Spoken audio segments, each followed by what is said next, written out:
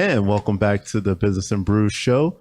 I'm Gavin Vincent, and tonight we have Phil and Heather from Closer Look General Contracting coming right back after this intro.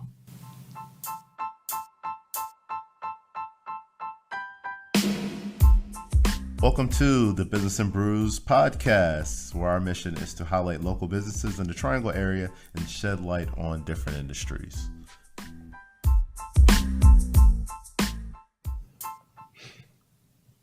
All right.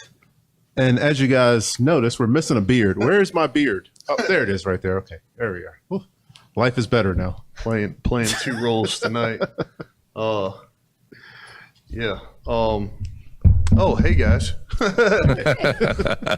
That's kind of weird when I do two things at once. Nice of you to join us, Ron. You running a little late? Or? Yeah, sorry I'm late. Okay. I was over there. Oh, gotcha. So Phil and Heather, welcome. Thank you. I hear you had a drive, but I appreciate you guys coming out here. Appreciate you having us. Yeah, definitely. And tonight we got a little bit of wine going on. That's exciting. Yep. Only thing we're missing is the cheese, man. That'd be awesome. Okay, I didn't even think about that. That's actually my fault. I sent out the text, so I'll take the blame for that. We got to class up this joint. So I like how you guys come with the shirts. That's awesome. That's official. Represent. Go up there. So it says general contracting, but I'm definitely interested. Kind of hear how you got started and what exactly you guys focus on. Got started in the general contracting when I was young, working with my family members, my father, my grandfather. They always had a project going on. They were always doing projects for different people. So I was always in that industry somehow, some way. And I decided that I'd go to school for it. Got my degree in construction technologies. Then I went on to a SUNY school, State University of New York, for a degree in construction management and engineering. Mm-hmm. Never really saw myself long-term working for other people. Always wanted to do my own thing. So I started a business after, 10 years working for other people. Did some big commercial projects, worked on, managed about $50 million in contracts over at the RBC Center or the PNC Arena when that was being constructed, did prison buildings, things like that. Fun. But you're in a pressure cooker. You just there was no autonomy. You couldn't do what you want, go where you want. So decided to start my own thing. Awesome. Well, it sounds like business has been pretty good the last that long, because RBC Center, PNC, that was what? Like early 2000s, maybe? Early 90s? Yeah, I think that was late 90s, early 2000s. Yeah, I worked for some big construction companies then. They put you in a pressure cooker. That's crazy. Yeah, it was pretty crazy. I have more questions about that, but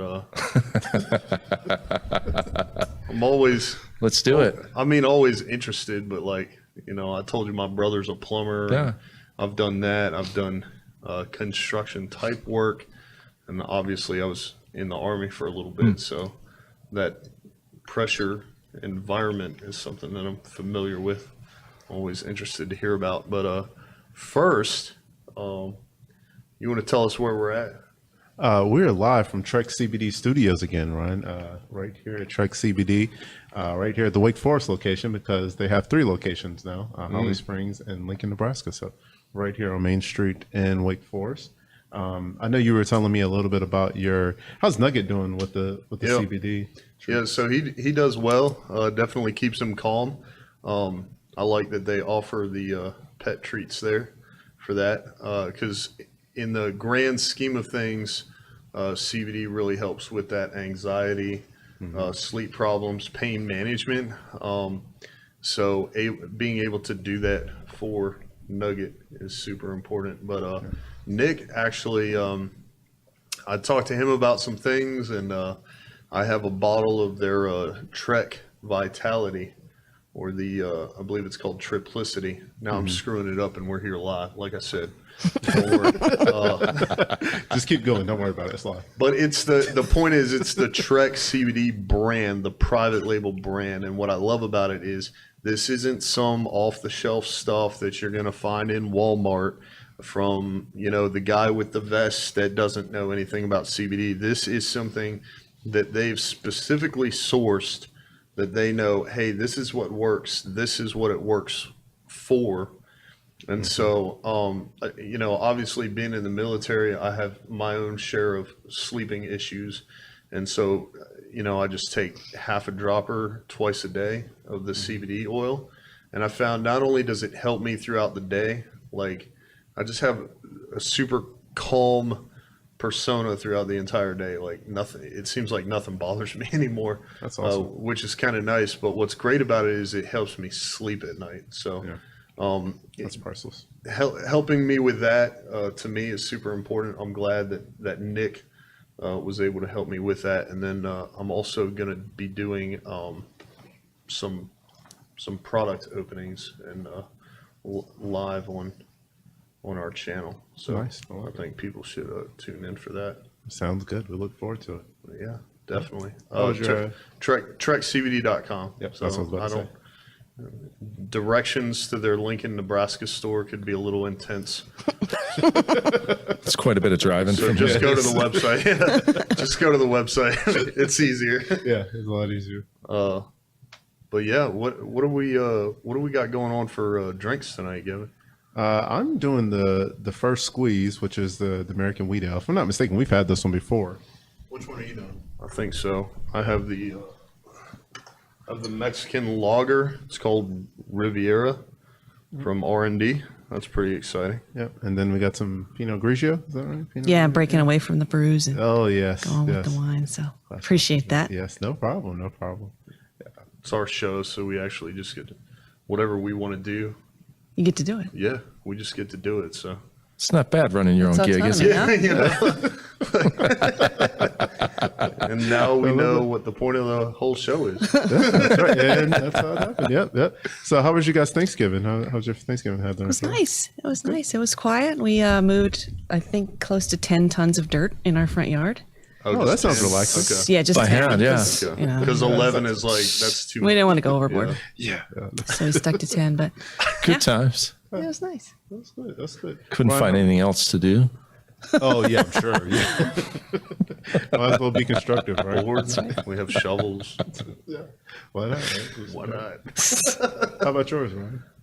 We ate. It was kind of nice, man. We went out to Nash County.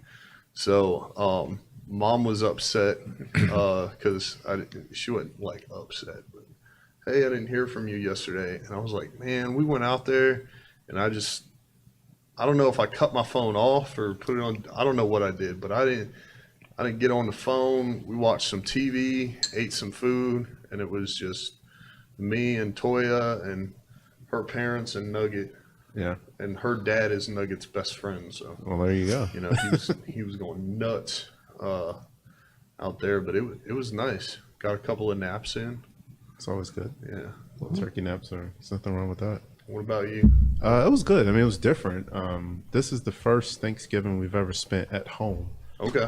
Usually the day after Thanksgiving, I feel like I ran a marathon between my parents' house, my wife's parents' house, and my grandmother's house. So it was definitely different to stay at home the full day and actually eat, sleep, and just relax. So it was different, but definitely missed having all the family around. But we'll get to that next year. Yeah. That's right. That's cool. Relaxing will change your life. That's right, it will. So next year, I'll be like, why can't we go back to the other way? That's it. So enough about all that. Let's jump back into the. Yeah. So I'm curious, how'd you drag Heather into it? How did Heather get in there? I asked Heather for her help. Okay. Yeah, I went through a couple of really rough years. Our office admin had embezzled well over $300,000 from us. Wow. And I got We'll sink most. I've got a Harvard education now. It forced me to grow, to learn, to improve. I was complacent, and running a business, $3.5 million a year, being complacent. It's just like, well, numbers are declining. I'm going to go ride my bike. thinking that it was just going to come back by itself. And we hit bottom, and it was, me and one other employee. And I had to dig deep, put the hours in. And I told Heather, I need help. I need help with social media stuff. I need help with marketing. I need help just staying sane, really. Mm-hmm. And, she did about 2.5 years part-time, maybe even 3 years. It was probably about a year where she didn't even get paid. And, and then it just, the job roles, the business came back. We never filed for any bankruptcy or anything. We were out of money and just figured out how to make it work, just dug deep. Mm-hmm. And her role kept increasing and getting larger and larger. Mm-hmm. And finally, we had to have the talk, man. We had to have a hard talk. And I said, I'd like you to come to work here. I'd like you to come and help out. Let's go on this adventure together and see what we could do, how big we can go. And, let's go have fun. We like to adventure. Let's have fun with it. Yeah. I'd been in the same career. My training and education is as a licensed professional counselor. Mm-hmm. So I had done that, and then I'd been working in managed care for, I think, all told, 20 plus years. So in the time that I was helping him out, I was still maintaining a full-time job, but it was, it was a corporate job. And in the most recent job, I was quite literally a number. Mm-hmm. I was a 5-digit number that I logged in with every morning. And a good friend of mine said to me when I was trying to decide whether or not to make the leap of leaving a familiar but unfulfilling career to come on board, with Phil was, she said, I feel like you can write your diary for 10 years in the future and it's going to say the same thing. And, you have a chance here to try something totally new and, jumping in with both feet. So that's what I did. And it's been incredibly fulfilling. It's really cool for us as a couple to be hustling in the same direction and working for the same goals. And we complement each other in a lot of ways as a couple, and we certainly do that in the business as well. We have our strengths and our weaknesses, and we manage to meld those together pretty well. That's good. They're kind of the yin and the yang. Mm-hmm. Where that's fun.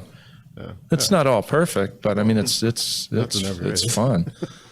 Enjoying it. First off, hats off to you for actually identifying that, was you being complacent versus putting the blame on that one person and actually figuring out how to move forward. Because I think $300,000 hit, that's a pretty large hole to dig yourself out of and actually get the business back up and going.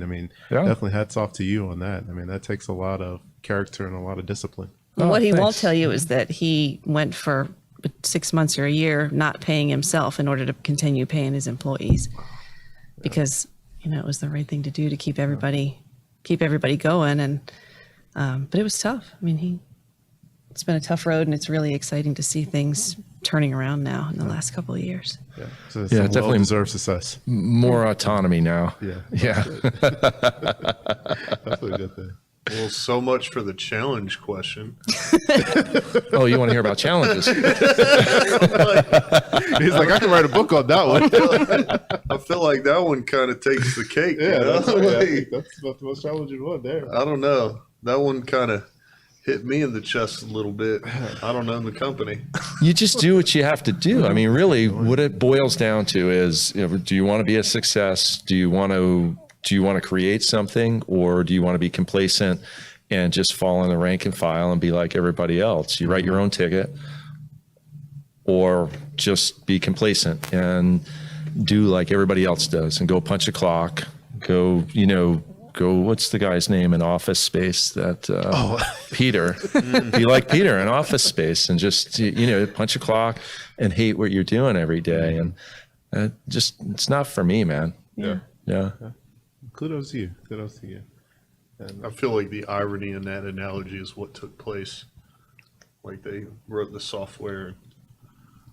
It was like an Enron scenario. Yeah, Right. man. At the end of it. Enron scenario before Enron. Is that what you Exactly. do before you did before you quit the workforce? No, Wrote a really long letter and a swing line stapler. it'd be on a mountain somewhere. Like, We wouldn't be sitting here talking. Be hiding out somewhere.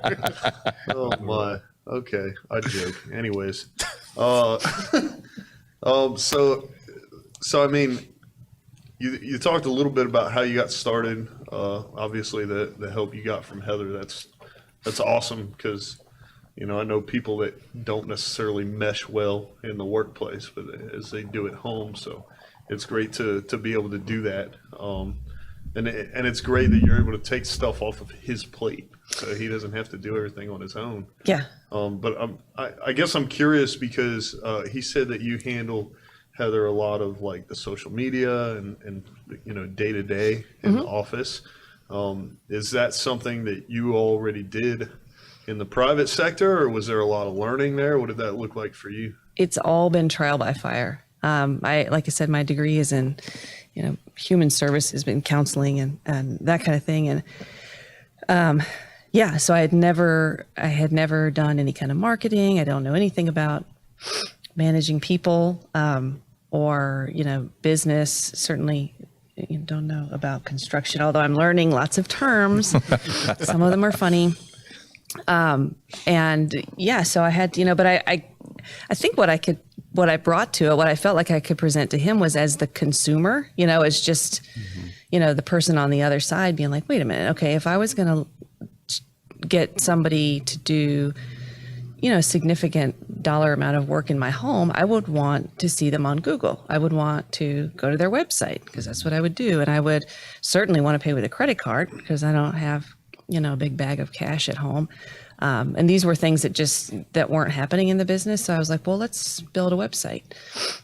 Let's beef up the Facebook page. Let's figure out how to take credit cards. Let's, you know, and then from there it just went, you know, it was just ideas mostly that I would come up with, and he'd say, yeah, let's see how it works. Let's give it a whirl.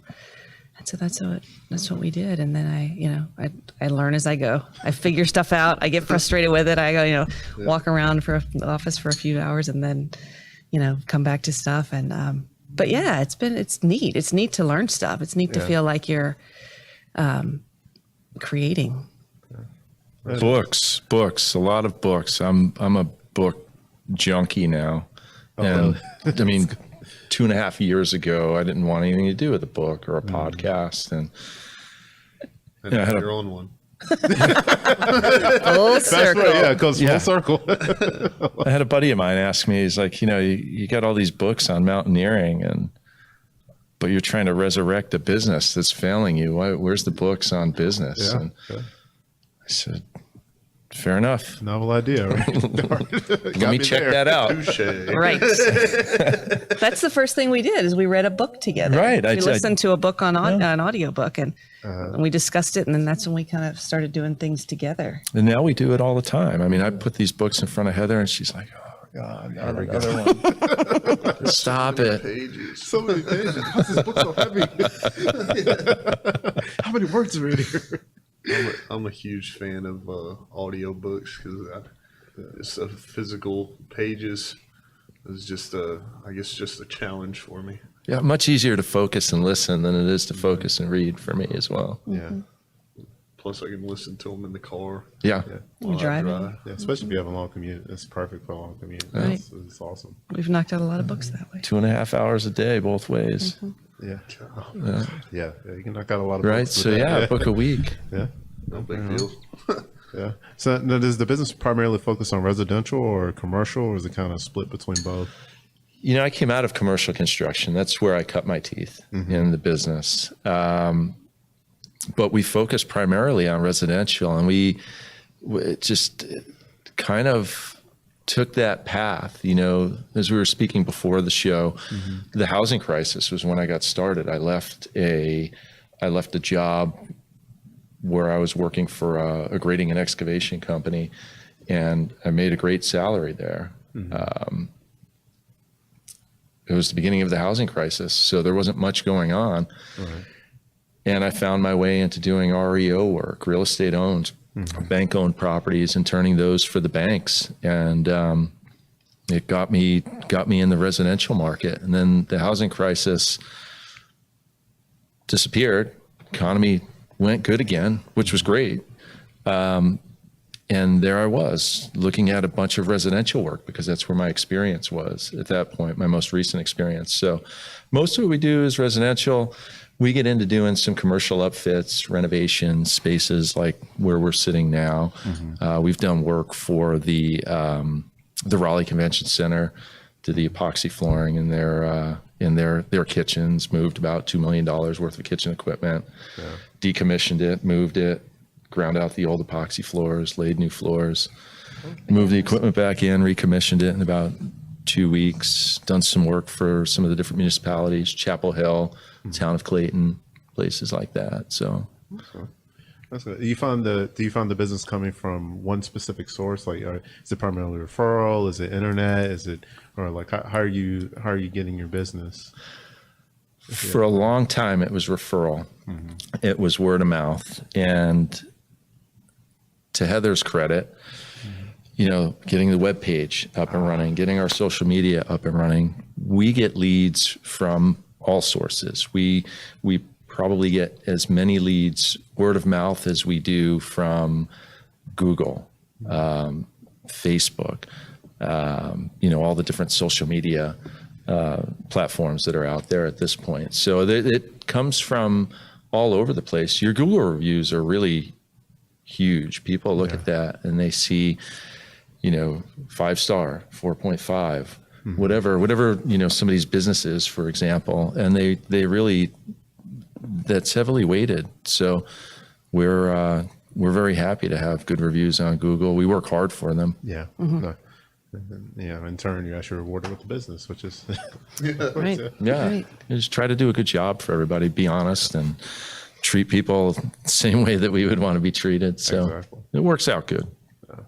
So when this whole pandemic thing kicked off, what did that look like for you guys? Did you have to pivot a lot, or? It was kind of crazy. Everybody was scared, right? I mean, March 15th, somewhere around there, we get these orders that everybody's staying at home. You know, everybody's got to stay home. For 2 weeks. For 2 Just weeks. 2 weeks Yeah. was the first order. So we were like, oh, geez. All right, we got to, a couple of weeks, we got to scramble here. You know, we were busy. We set goals at the beginning of the year, and we had our office administrator. She was terrified. She didn't want to come in. All right, well, you could work from home. The guys in the field, you know, they were scared to go into people's houses. So, you know, we had 2 weeks stay at home. All right, guys, well, we'll redo the office. You guys are just straight up overhead. You guys are going to come in here. We're going to redo our office. That's what we're going to do for 2 weeks.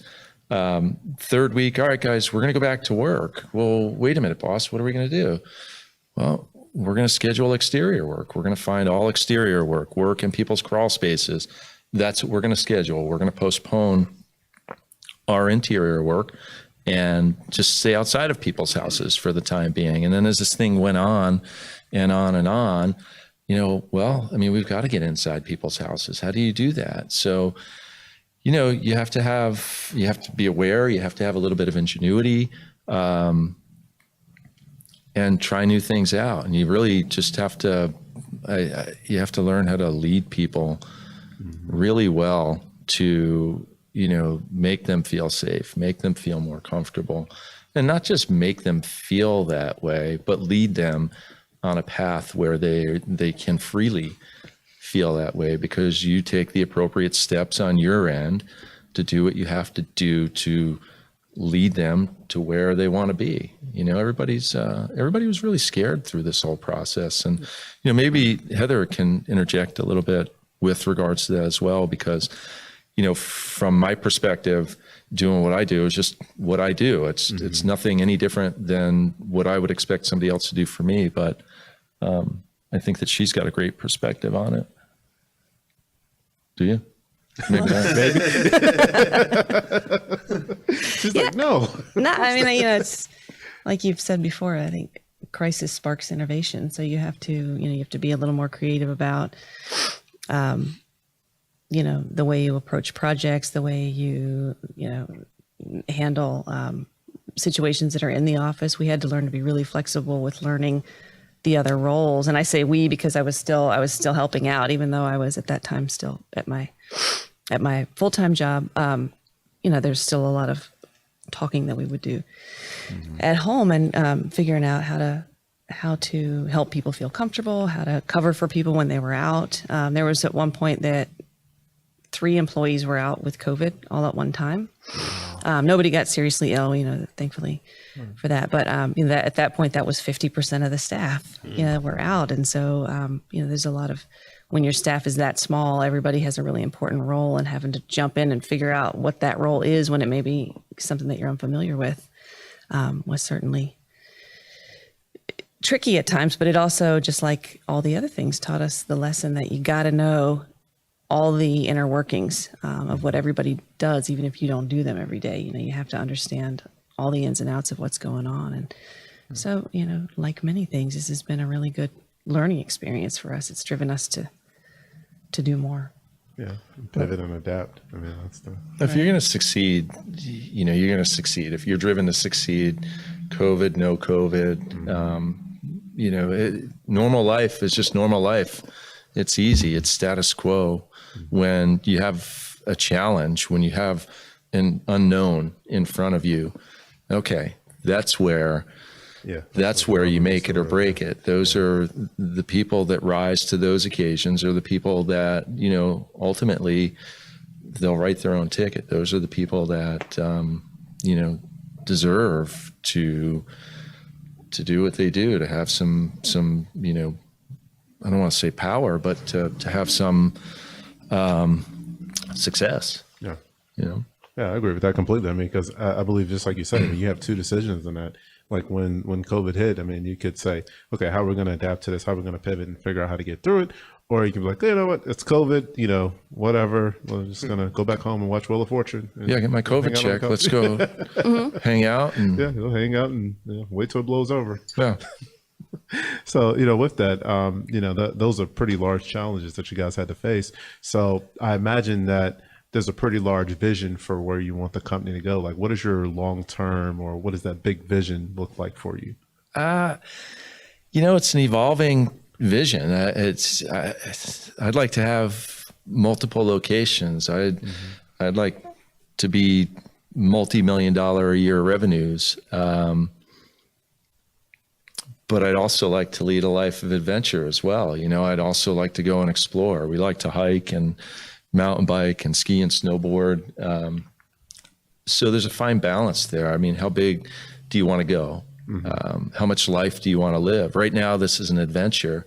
So when we develop our processes and our procedures and protocols, and those are all written and we feel like we've got it nailed down to replicate, then, who knows? We may take it to a point where we have people that are stepping in, doing some of the major heavy lifting, and we're managing our KPIs from a little bit of a higher perspective, so to speak, and going off on different types of adventures. But right now, I think that the focus is to develop 2-3 locations and see where we could take it. I know with the Raleigh markets, I'd like to be $5 to $7 million in the next 4 years. Yeah. I think that's something that is within reach. You just have to be smart. Yeah, absolutely. I'm sure you get there in short order, probably before then. Yeah, if I had to guess. If I was a betting man, I'd put my money on you. Yes. Especially word of mouth, and just hearing how you guys grew different things, not knowing anything about it. Like, that's awesome. I know when I first started learning social media marketing and stuff, like there's no right or wrong, and then this person says they can do it for you, but you're a construction company and they're used to photographers. So it just kind of, learning on your own. And it's a lot of just throwing stuff out there and seeing what bites. Some stuff you think is a great idea, you try it out, it falls flat. Okay, well, we'll chalk that up to a learning experience. We'll try something different. And That's how it is. Now getting leads from all those different channels, including your word of mouth. It's a solid growth plan, I think. Yeah, I mean, it is. I mean, you have to have multiple sources of leads, and you really have to know where to focus your attention. So you track it. You track what leads are going to make you the money or sell the large ticket items or fit in your niche. And, it's just an information game is really what it boils down to. You mentioned KPIs earlier. For the listeners that don't know what KPIs are, do you mind expanding upon that? That they're key performance indicators. So, you track you can have key performance indicators in anything that you do. You track your stats. So you track where your leads are coming from. You track Weekly sales. What's coming in, what's coming out. It's kind of the pulse of your business in real time rather than looking at, balance sheet. More long-term profit and loss stuff. It just kind of gives you an idea week to week or day to day. I mean, depending on how often you do it is, what are things looking like? Yeah, it's one of those things that's kind of like a lead measure versus a lag measure. Yeah. Like, by the time you wait to a P&L or profit statement, you're it's working from it's way behind. too late. Yeah. Sure. And that's what I mentioned earlier, when I said that I was being complacent when we were a victim of embezzlement, I didn't know. And what you don't know, you just don't know. And to learn that, wow, I can put together a spreadsheet that can show me where we're going to be a month from now based on what the sales are that we made, this week and the projects that we'll have in hand. And it makes all the difference in the world. And sadly, there's many people running businesses like I used to that, they just go by the seat of their pants. We got cash in the bank account. Yeah. Let's go. We're going to go to work. We're making payroll this week. Yeah. And that's not a formula for success. No, it's not. No. But ready to transition to my favorite part? Or Yeah, man. I would like to say that chats are not being monitored or the comments, whatever it is. So if you've got something, throw it in there. I always say I can reach out to them. So we'll definitely be diving deeper once we get to the after brews portion. But our producer has some things going on handling life right now. So no comments or anything. But once we get done here and I have some time tonight, I'll go back and cruise through all of them. Is that how you DJ or is that how you edit? Both. Both. Okay. Fair enough. DJ. Yeah. Sorry. So I guess I'll kick it off with these are the same questions we ask every guest. These are the questions we have brewing. I guess I'll kick it off with the first one. You want me to? Yeah, I like yours. You like mine? Yeah. Never mind. I said that. Anyway, if you could have a beer with anyone, dead or alive, who would it be and why? I put some thought into this question. Yeah. This is going to be exciting. I don't know if it's really The exciting. only person that actually thought about it beforehand. Most people are like have to come up on the cusp. Yeah. Since it's such a fictitious type thing, I mean, there's a lot of people that I really would love to meet, but I'd like to have a beer with myself when I was 21, 22. And I'd like to have a beer with myself in another 21, 22 years. Yeah.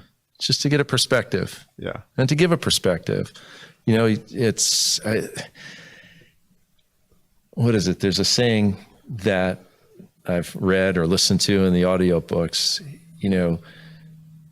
be somebody today that would make your future self proud. Yeah. And, there's a lot that I wish that I knew when I was 21, but you go through the process. There's a lot that I don't know that I'm not even aware that I would need to know. So to get a perspective on something like that 20 years from now, I think that's why it's so important to read and listen to books and speak to people who have experience and surround yourself with people that you want to be like. Yeah. It's very crucial. Very important. That's a great answer. I call it my Back to the Future answer. Heather, what about you? See, I'm never gonna have an answer that good. When we were thinking about this question, I was marveling at his answer, and then I forgot to think of my own. She kind of digs me. So Yeah, she does. Yeah, I Oh, do. you want to go back and meet 21-year-old Phil? I would do that. She wouldn't do. Okay. Yes, I do. She's like, yeah, I'm digging that too. I'm going on that trip too. So when you guys aren't, building your dream and keeping your company together and running it on the day to day, what do you like to do for fun? Other than moving 60 pounds of dirt on a Or 10 tons or whatever. it was. Thank you. For 60 pounds. Come on. Yeah, 10 10 tons. 10 pounds. Yeah, 10 tons. Yeah. We I know like some to numbers adventure. I mean, we, like you said, we hike, but we hike like hike. We go to college. We've discovered the state of Colorado, and we've been going there for about the last 4 or 5 summers to hike 14ers. So, we get into some pretty fun situations up there. And Some high exposure 14ers being on knife's edges of a mountain, very exposed. Heather's run Ironman events. Wow. And I've been fortunate enough to do about 30% of her training with her. So we do stuff like that, snowboard, family, man, kids, the Yeah. kids. We've got 3 kids between the 2 of us. How old? 16. Her daughter's 16, just got her license. yes. Fun times. That's an adventure in itself. Yeah. And 15 and incredible. 12. So Yeah. that, And they're all busy. I mean, her daughter plays on regional league soccer for Fusion out in Greensboro, which is highly competitive. And my son is 15. He goes to school in Clayton, and he plays in their marching band, which is a very highly competitive marching band, Winter Winds performance that they put on, and they travel all up and down the East Coast doing that. And then my daughter plays volleyball. She's 12 and she's like 6'2". So she's kind of, I guess, bred into it. Yeah. Well, there you go. You don't have to worry about college. There's a scholarship right there. Man, right. That's exactly it. now if they'll pay for her wedding too, we'll be set. Scholarship is like, you must be this tall. And she's like, check. Check. Yep. Got it. Give me my money. We do. I mean, we do all kinds of stuff. We were out in Colorado in September on a bike trip with 15, 20 of our friends to go ramp jumps on our bicycles. And, we cut that trip off about a day early so that we could go summit a mountain that we had attempted the summer before, in the summer of 19, where we had to turn back because some weather rolled in when we were at about 13,000 feet. So we decided that our last day of our bike trip, we would try to hike longs. And we hiked up to what they call the Boulder Field. This is Long's Peak in Rocky Mountain National Park. And we slept under the stars, no tent, 28-degree weather, under the moon and stars, and woke up early in the morning and continued our journey to summit the mountain. And we did. And when we were up there, we saw some amazing things. I mean, we actually had a helicopter fly just hover over the summit for, 30 seconds or so. Came up from below us.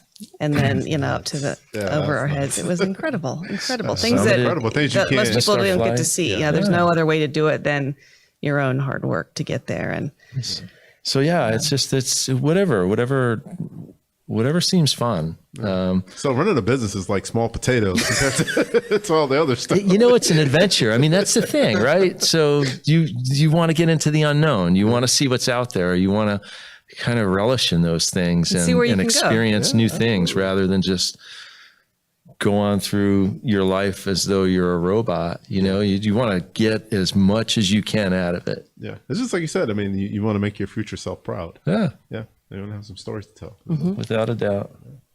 Yeah. So, I know we talked about this as far as books and podcasts. What content are you currently consuming? Like, be it book, Audible, or podcast? What are you currently consuming? Right now, I'm listening to Psychology of Selling by Brian Tracy. Is it Brian Tracy? I think so. But there's Tim Ferriss. Listen to some of his books. Yeah. Yeah, Gino I'm on, Wickman. Tribe of Mentors is the one I'm on right now. I haven't got that one. I got the Tools of Titans, Yeah, I which have was that a one great too. book. Yep, I got one for last Christmas actually. That one last Christmas is good. And I don't know who's that. Was it Michael Gerber? Gerber, That's E-Myth Myth Revisited. Yep. Great book. All together now. Yeah, systems and processes, man. I mean, that's really where you're gonna make it. Anything, leadership, personal development, business development, psychology. It's just all so important. Anything to improve. Yeah, the personal development is so intricately tied to where you're going in terms of your goals for business or career or whatever it may be, because it's still about learning hard lessons and finding out who you are and what you're made out of. And so we did, I think that's where it really started, is the personal development stuff. And then we kind of moved into, he listens to different ones than I do. I most recently finished 10% Happier by Dan Harris, the NBC correspondent, which is just a phenomenal book. Just about getting still and being mindful and, Yeah. Being okay with uncertainty. And, when you don't succeed, just all you have to do is have the grit to get up and try it again, which was a really fundamental, thing for me to remember. That's awesome. I'll check that one out. I like this. I've got a new book to read. Too many times I hear the same ones that, I think when I was 13 is when I first read the 7 Habits of Highly Effective People. Yeah, I got that one too. And I'm like, after you hear it for the 100th time, it's like, that is a great book, but do you have any others? And so you guys just named a ton that I've either heard of and not read or haven't heard of. So Man, I got a know whole where my library next that I could Audible text you. credits are going. And a fun story for the after brews. It's I think you might enjoy it, but we'll get there. Now for my favorite part. I have your website in the description of the video. You're welcome to mention it, but where can people find you? People can find us on Google. They can find us on Instagram, Facebook, or they could go to www.closerlookgeneralcontracting.com. I built that website all by myself. Look at that. Look at that. Yeah. She's a web developer. She didn't even know it. And you're a poet and you didn't even know it. I've been practicing. So Gavin, I'm going to let you do the little farewells. But before we get too much further, we are kind of cruising into the after brews. I'm going to let Gavin sort of wrap it up here so I can kill the live. But if you guys want to get in touch with them, obviously their website, I'm sure, has a contact form on it. Facebook, I just started typing it in the search and they popped right up. So closer look and you'll stumble across them. But you can also reach out to us. I obviously have their email. So if you guys have questions for them and you want to go through us or whatever, feel free to do that. But all the links are in the description, so you can check them out. You can check out Trek CBD. You can find more episodes of this show, the After Brews, and our new podcast, How to Build a Business During a Pandemic, in the link below, businessandbrewsshow.com. That'll take you there, and then, of course, you can subscribe to or even I guess it's called subscribe. You can subscribe to the podcast for free or for as little as $1 a month. Which is 3 packs of ramen noodles. Did we decide that? Was that what it There's was some today? other things you can get for less than that. Okay. We'll do another episode. I'm always excited to see. I mean, hey, if you want to do $5 a month, that's fine. But that link is down there, as well as the voice messages. If you want to send us a voice message, eventually we'll figure out how to incorporate that into the episodes, which we actually did with our guest on the next 3 episodes of How to Build a Business in a Pandemic, which is Pedro, and he runs a brewery, the Marketing Brewing Company out of Dallas, Texas. So if you haven't seen the most recent episode, go check that out. And then he's going to be on the following 2 as well, which is pretty exciting, pretty interesting to hear an immigrant's perspective on coming here, starting his own business, failing miserably, and then continuing until he made it work. And now he's very successful. So anyways, that's my soapbox. So Gavin, I'm going to let you take it away. Thanks. All right. Thanks for coming out, guys. Thanks for having having My us. soapbox in the car, but I'll try my best. All right. Thank you guys so much for viewing. Phil, Heather, thank you so much for being here. We're going to kick it over to the actual After Brews that goes live on, is it Wednesday, Ryan? Is it Wednesday? After Brews goes up on Wednesday. It's a little bit more relaxed. Ryan actually takes a button down on the collared shirt, even though he's wearing a hoodie. That's fine. It gets a little creepy, but it's all right. But thank you guys for viewing.